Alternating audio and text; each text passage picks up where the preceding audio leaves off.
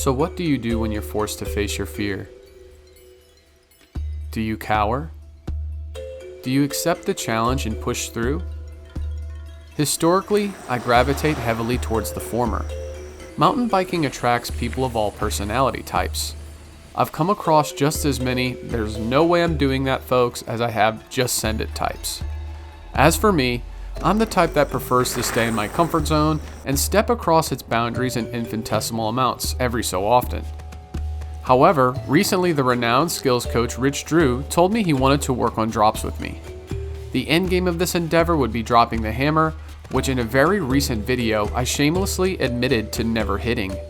Cue the sweaty palms because this story would push my mental limits to new heights, literally. To unpack some necessary context, I started riding mountain bikes in 2017. From the very beginning, I knew about Bentonville because I was very fond of Seth's bike hacks and all of the content he created to cover its existence. So it goes without saying, I've known about Drop the Hammer forever. But at the same time, I found comfort in thoughts like, those types of features aren't meant for people like me.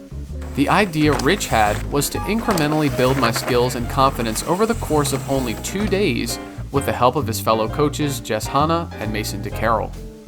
We would be starting with a little 2-foot drop, then a 4, then a 6, and then end with the hammer, which is a menacing 10-foot tall free fall with a sizable road gap in the mix.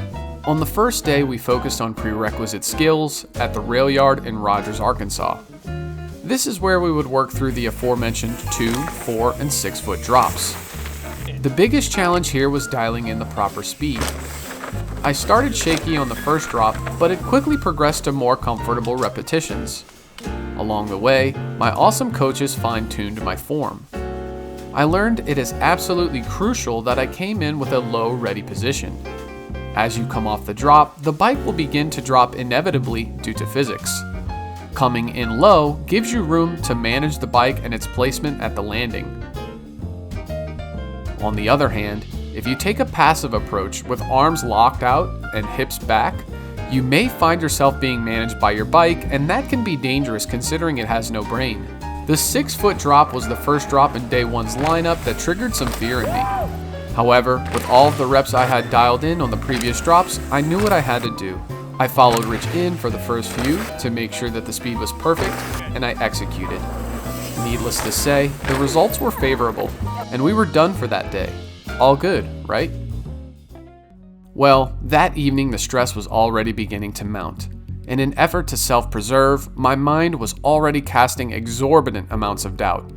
I essentially got no sleep because my pillow was soaked from palm sweat, and that's not even an exaggeration. The next morning, we met at Kohler first thing. We practiced a few drops on the Thunderdome Bridge to ensure none of my new skills had been lost in the night, and my form checked out. It was time. Upon arrival to Drop the Hammer, I did not want to go look or size up the feature as I knew this would give me an out. My plan was to crank up some tunes that would force me into a fight mode rather than a flight mode. I told Jess I was ready, I held her wheel as she towed me in, and boom.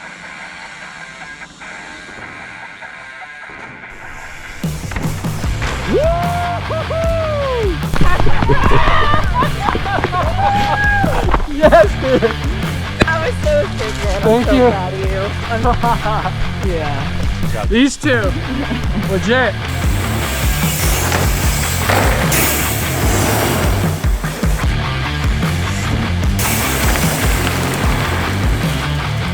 Now, a little more than a week later, I'm able to hit this drop with no music and no toe.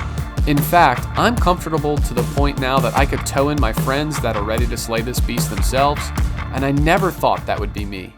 So what's my point here?